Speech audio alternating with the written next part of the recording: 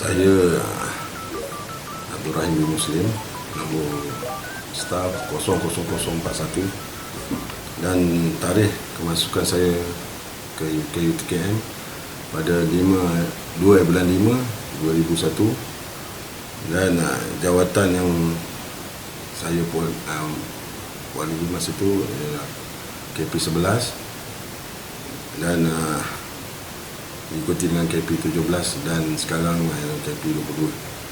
Dan jabatan yang saya masuk adalah pejabat keselamatan masa itu, pejabat keselamatan KTKM. Dan tempoh perkhidmatan saya daripada saya masuk 2002 dan 2001 sehingga sekarang selama buat setakat ini, tahun ini adalah 19 tahun, yang dimaklumkan bahawa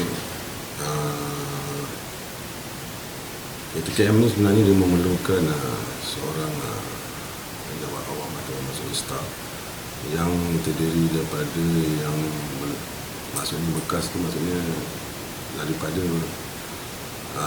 bekas tentera, maksudnya bekas polis, bekas penjara ataupun yang disebutkan senang bekas yang beruniform lah.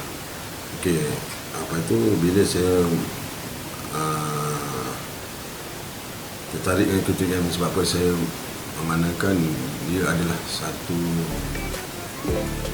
kolej teknik kawasan Malaysia masa ketika itu. KTKM adalah badan berkenaan, maksudnya separuh kerajaan, separuh pemerintah.